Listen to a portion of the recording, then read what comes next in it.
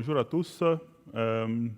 Nous sommes très heureux et nous remercions notre Dieu pour avoir créé un jour comme celui-ci, le jour où nous allons être utilisés comme un instrument de Dieu, le jour où nous allons être utilisés comme un instrument de Dieu pour propager le message ou la vision de notre Dieu.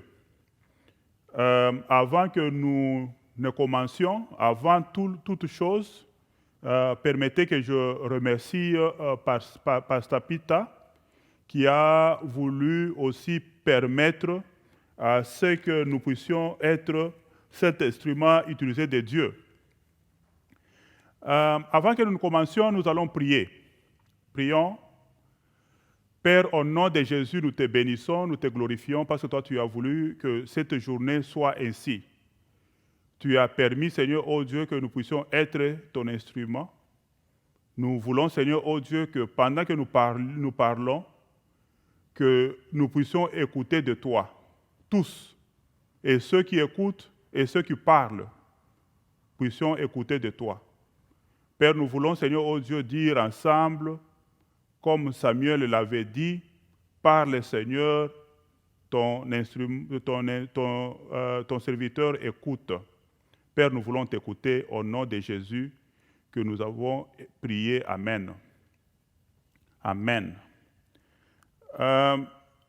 Notre message d'aujourd'hui s'intitule « Nul n'est digne, nous sommes tous sauvés par la grâce ».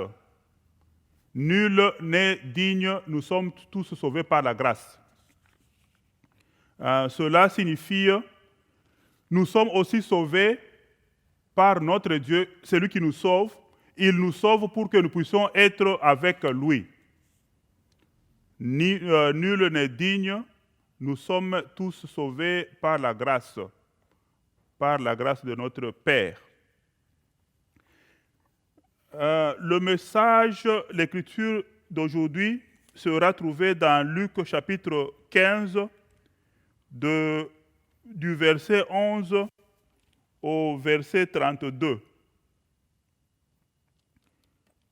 Luc chapitre 15, de 11 à 32.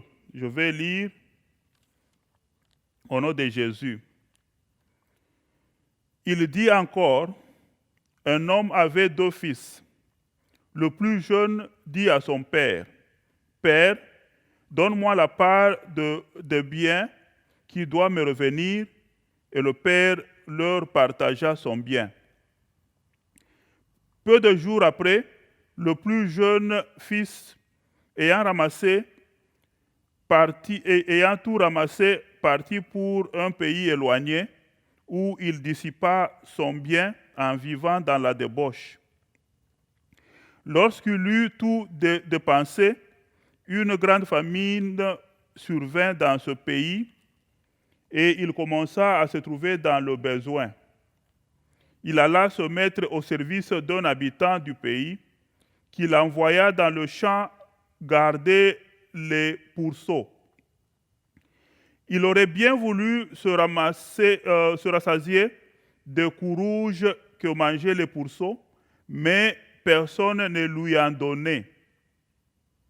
Étant rentré en lui-même, il se dit, « Combien de mercenaires chez mon père ont du pain en abondance, et moi ici, je meurs de faim. » Au verset 18, « Je me leverai, j'irai vers mon père, et je lui dirai, « Mon père, j'ai péché contre le ciel et contre toi. Je ne suis plus digne d'être appelé ton fils. Traite-moi comme l'un de tes mercenaires. » Et il se leva et alla vers son père. Comme il était encore loin, son père le vit et fut ému de compassion. Il courut se jeter à son cou et le baisa. Le fils lui dit, Mon père, j'ai péché contre le ciel et contre toi. Je ne suis plus digne d'être appelé ton fils. Mais le père dit à ses serviteurs, apportez vite la plus belle robe et l'en revêtez. Mettez-lui un anneau au doigt et des souliers aux pieds. Amenez le veau gras et tuez-les. Mangeons et réjouissons-nous. Car mon fils que voici était mort, il est revenu à la vie. Il était perdu, il est retrouvé. Et ils commencèrent à se réjouir. Or, le fils aîné était dans le champ. Lorsqu'il revint et approcha de la maison, il entendit la musique et les danses. Il appela l'un des serviteurs, lui demanda ce que c'était. Ce serviteur lui dit, ton frère est de retour, et parce qu'il l'a retrouvé en bonne santé, ton père a tué le veau gras. Il se mit en colère et ne voulut pas entrer. Son père sortit et le pria d'entrer, mais il répondit à son père, voici, il y a tant d'années que je te sers, sans avoir transgressé tes ordres, et jamais tu ne m'as donné un chevreau pour que je me réjouisse avec mes amis. Et quand ton fils est arrivé, celui qui a mangé ton bien avec des prostituées, c'est pour lui que tu as tué le veau gras. Mon enfant, lui dit le père, tu es toujours avec moi et tout ce que j'ai est à toi. Mais il fallait bien s'égayer et se réjouir parce que ton frère que voici était mort et il est revenu à la vie. Parce qu'il était perdu, il est retrouvé. Amen. Avoir ce passage ici, Jésus, dans ce passage, et même avant ce passage, ce temps ici, Jésus est en train d'enseigner au travers des paraboles. Jésus a, dans ce passage, où nous allons reconnaître deux paraboles qui sont identiques à cette parabole que je suis en train d'énoncer à ce temps. Il y a la parabole d'une pièce qui a été perdue et il y a la parabole d'une brebis qui a été perdue. Et ensuite, il y a la parabole de l'enfant qui se perd. Dans cette prédication ici, nous allons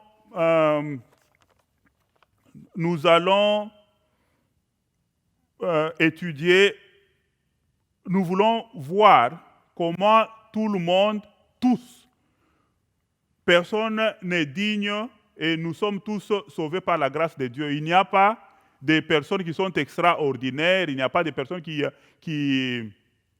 ne pêchent pas. Nous tous, nous avons été rachetés par le sang de Jésus. Nous sommes sauvés par la grâce de notre Dieu. Nous sommes sauvés pour être avec Dieu, pour être avec lui. En dehors de lui, il n'y a pas de vie. Avec notre Dieu, il y a la vie. Ces enfants ici, le Père était avec eux pendant beaucoup de temps. Ils étaient avec eux pendant beaucoup de temps. La Bible n'exprime pas, la Bible ne montre pas combien de temps ils ont été avec le Père. La Bible ne parle même pas de l'âge des enfants. Mais la Bible nous parle qu'il y avait un père qui avait 2 fils. Le plus jeune demande, après certains jours, après certaines années, demande à son père les biens qui lui incombent, les biens qui lui reviennent. Papa entre et partage. Il prend le bien, il partage entre les deux. Le plus jeune fils ramasse tous les biens et s'en va. Quand il s'en va, il va s'aligner, il va s'engager avec d'autres personnes.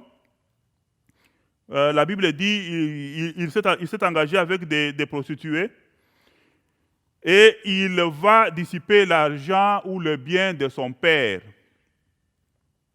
Quand il termine tout, il n'a rien et la famine entre dans le pays. Il commence à souffrir. Il se met à aller chercher du travail. Il cherche du travail, il devient serviteur. On l'envoie pour garder les pourceaux. Et quand il arrive là, il n'a droit, même de parler au maître, il n'a pas droit de faire n'importe quoi. Il ne fait rien. Il n'a même pas droit au manger. Quand l'enfant voit ça, l'enfant se retrouve dans le besoin, il n'a rien, il n'a pas de nourriture, il n'a rien, il n'a pas de droit quelconque et il est loin de son père. L'enfant se décide de rentrer vers son père. Et pendant que l'enfant se préparait, le père aussi pleurait pour son fils qui était perdu. Loin de Dieu, loin de notre Père, nous sommes les enfants de Dieu. Loin de notre Père, il n'y a pas de vie. Loin de notre Père, nous sommes perdus. Parce que nous sommes allés de ses mains en dehors. Donc, nous sommes perdus. Nous n'avons pas de vie. Pendant que l'enfant revient, il rentre vers son père. Son père n'est pas à l'aise. Son père est en train de pleurer pour son enfant. L'enfant vient, de loin, le père le voit. Le père le voit, accourt vers lui, il le baise, l'enfant demande pardon, le père célèbre. Ici, nous sommes en train de voir les personnages de ce texte. Nous avons commencé par le plus jeune fils, et pour le moment, nous sommes sur le père, et nous allons aller rapidement vers le fils aîné. Le plus jeune fils rentre vers le papa. Il rentre vers le papa. Alors, le fils aîné n'était pas à la maison. Il était au champ. Il était en train de servir son père au champ. Quand il rentre du champ, il trouve des bruits. Les gens en train de célébrer. Et il appelle un serviteur, l'un des serviteurs, pour lui demander qu'est-ce qui allait, qu'est-ce qui se passait de l'autre côté. Le serviteur lui dit, avec toute joie, ton fils qui était perdu, ton fils qui était égaré, est rentré. Et ton père, content qu'il était, il l'a accueilli, il lui a donné une nouvelle robe, il lui a donné des souliers, il lui a fait tout ce qu'il pouvait lui faire, et il a égorgé un veau gras pour qu'on puisse célébrer dans toute la famille. Le fils aîné se fâche. Le fils aîné se fâche. Ça, nous allons voir dans le verset 25 à 28. Il se fâche. Et il dit, pourquoi? Parce que moi, je suis ici depuis longtemps. Je ne pêche pas contre toi, papa. Je ne pêche pas contre toi. Je suis très bien. Je te sers très bien. Ça, c'est le propos de ce qui concerne le fils aîné. il nie même son père dans le verset 30. Nous avons encore dans le personnage, nous avons les serviteurs qui sont intervenus quand le père a demandé que le veau gras puisse être tué. Les serviteurs, eux, sont là pour servir sans choix. Il y a des serviteurs qui sont payés et il y a des serviteurs qui ne sont pas payés.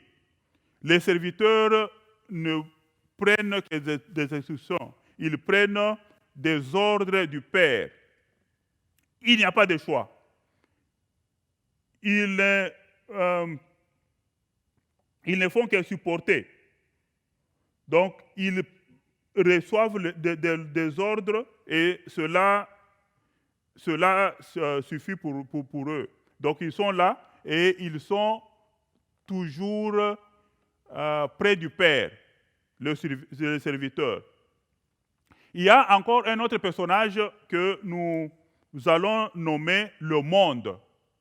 Vous savez, quand le fils, le plus jeune fils, voulait être perdu, le plus jeune fils avait été influencé. Il y a eu des gens, parce que l'enfant qui ne sort pas, l'enfant qui n'a pas de lien avec l'extérieur, ne peut pas avoir d'autres idées que les idées de sa maison. Mais cet enfant a demandé ses biens pour aller se réjouir avec ses amis, pour aller se prostituer avec des prostituées. Donc, il a été influencé. Il y a aussi le personnage que nous avons nommé ici, Monde. Le monde a influencé le plus jeune fils. Le monde, quand le plus jeune fils a tout perdu, le monde ne l'a pas supporté. Le monde l'a rejeté. Le monde l'a mis dans la souffrance. Raison pour laquelle nous avons mis ce personnage, donc le monde parmi les personnages. Donc nous allons voir que tous ceux qui sont appelés fils, parce que nous parlons ici des fils principalement, parce que le monde n'est pas avec le Père. Le Père a, dans sa maison, il a le fils aîné et il a le plus jeune fils. Et il a aussi les serviteurs. Le monde n'est pas dans la maison du Père. Mais nous avons ici le Père, nous avons le fils aîné et nous avons le plus jeune fils qui sont dans la maison de notre Père. Quelles sont les leçons que nous allons avoir au travers de cette prédication? Dans la maison de mon Père, ça c'est le jeune fils qui a dit ça. Quand il a dit, avant qu'il dise que je vais rentrer, je vais me repentir auprès de notre Père, je vais demander pardon et tout ça. Il a dit, le plus jeune fils a dit, dans la maison de mon Père, il y a beaucoup de mercenaires qui ont du pain en abondance. Quel est le Père, quel est le Maître qui met les serviteurs à l'aise, qui leur donne beaucoup à manger, ils mangent à leur faim? Des serviteurs, des mercenaires, les gens qui sont loués ou les gens qui sont capturés. Ces gens-là sont en train de se réjouir dans cette maison. Je crois qu'ils ne veulent même pas quitter cette maison-là. Les serviteurs dans la maison, ils sont toujours justifiés. Notre présence dans dans la maison de notre Père, ce n'est pas parce que nous pouvons le faire, c'est parce que notre Dieu le veut. Notre Dieu le veut. Notre Dieu veut que nous puissions être en sa présence.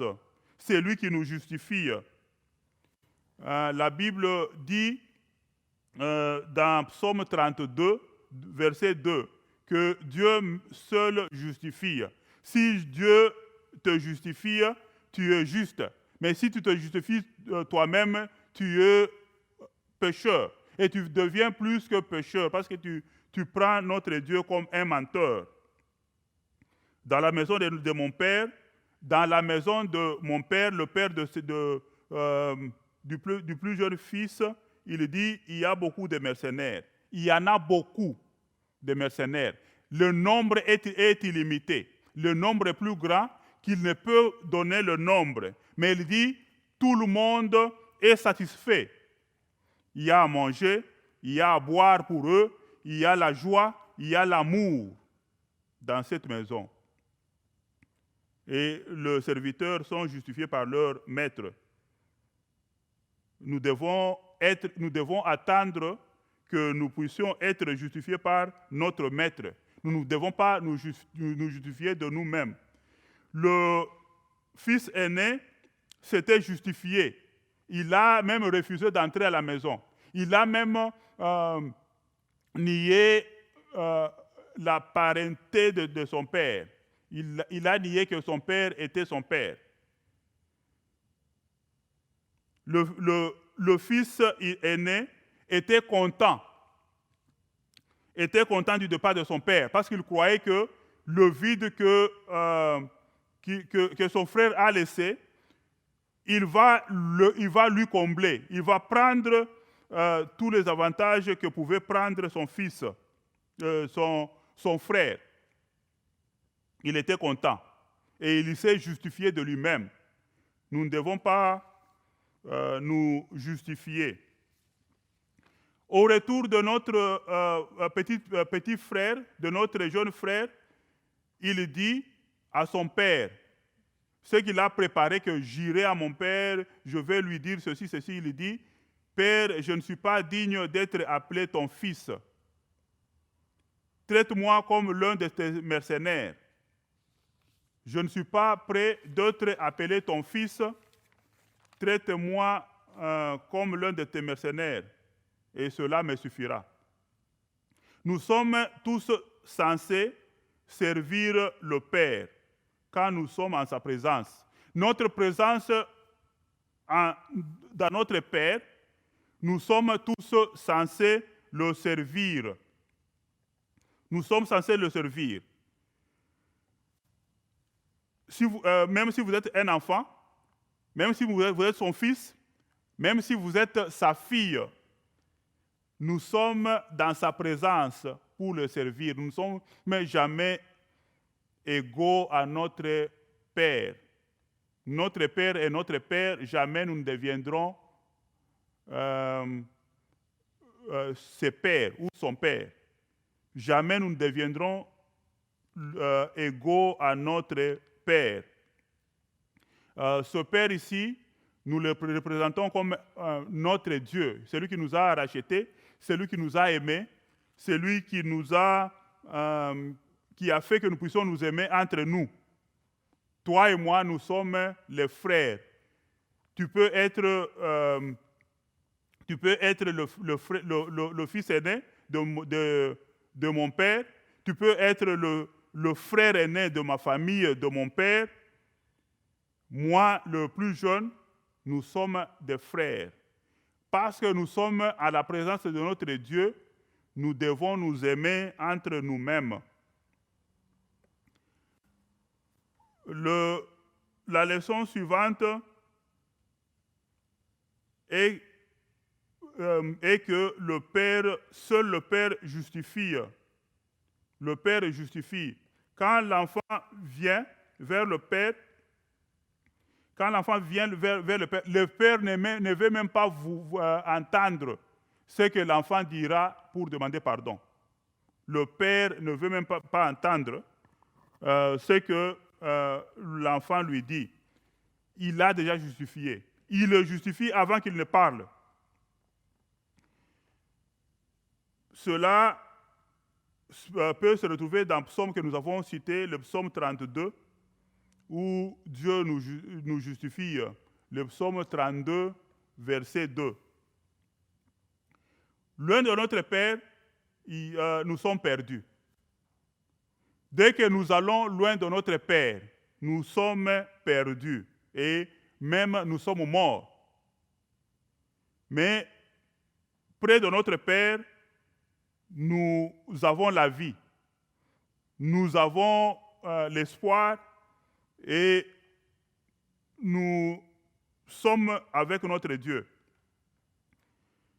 Si vous allez loin de Dieu, aller loin de Dieu, c'est aller loin de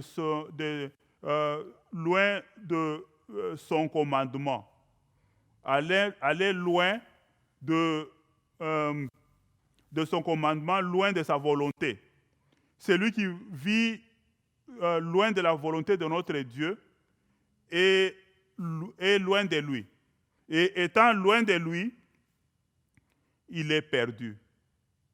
Et il est prêt à mourir parce qu'on peut le tuer.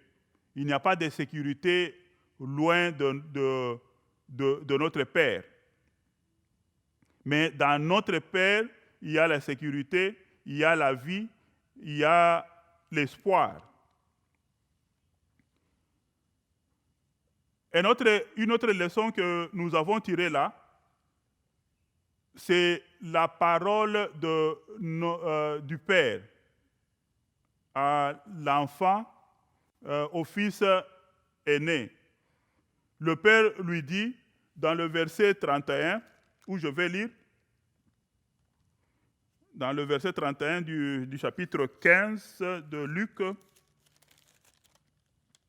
le Père dit à son fils, il lui dit,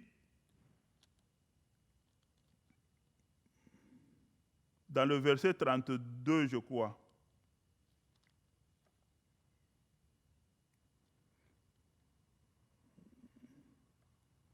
oui, je vais lire, dans le verset 32, il dit,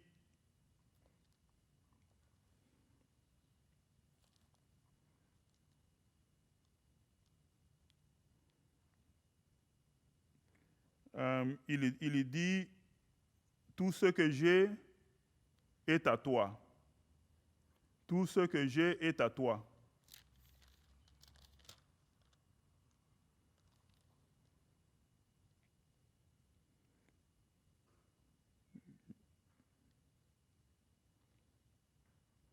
Dans le verset 31, le père dit à son fils aîné, tu es toujours avec moi, tout ce que j'ai est à toi. Tout ce que nous avons, tout ce que notre Père, vous savez, notre Père, notre Dieu, nous a tout donné avec Jésus-Christ. Jésus-Christ était un paquet d'amour que Dieu nous a donné. Dieu nous a donné un paquet d'amour, il nous a donné tout avec Jésus-Christ. Et il dit au fils aîné ici que tu es toujours avec moi. Tout ce que j'ai est à toi. Tout ce que le Père a est à nous. Tu peux te mettre là-bas, tu peux te dire tout ce que notre Père a est à moi. Mais nous devons savoir comment garder, parce que si on dit que tout ce que le Père a, c'est à moi ou à toi, c'est-à-dire tout ce que toi tu peux avoir, tout ce que toi tu as est à Dieu, ou ça vient du Père. Donc ce n'est pas toujours dans le même sens que tout ce que le Père a est à moi, c'est fini. Si tu as eu toutes choses du Père, c'est-à-dire tout ce que toi tu as, tout ce que toi tu peux avoir, vient du Père. Cela signifie que tout ce que tu as n'est pas à toi, c'est ton Père.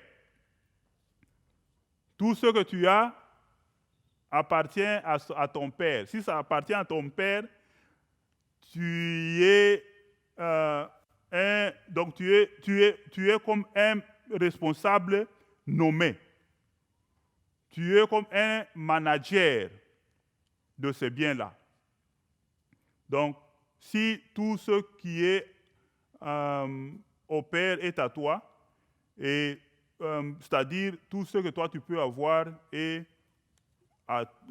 appartient à ton père.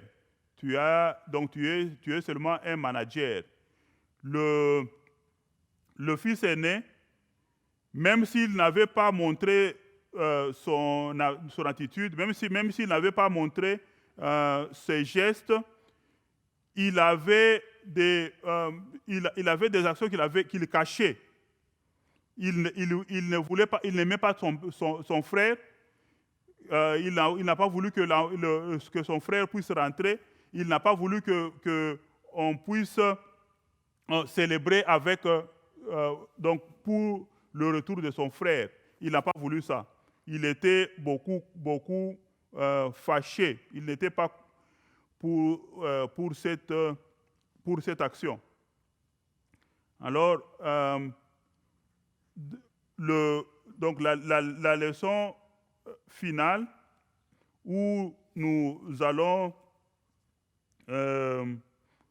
parler, le fils aîné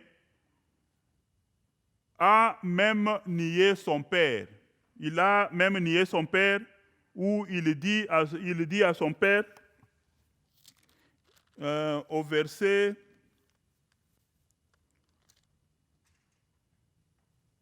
9, je vais lire, il dit à son père, mais il répondit à son père, voici, il y a tant d'années que je te sers, sans avoir transgressé tes ordres. Il se justifie, et jamais tu ne m'as donné un chevreau pour que je me réjouisse avec mes amis. Il devient identique à son frère. Et il dit dans le verset 30, « Et quand ton fils est arrivé, celui qui a mangé ton bien avec des prostituées, c'est pour lui que tu as tué le veau gras. »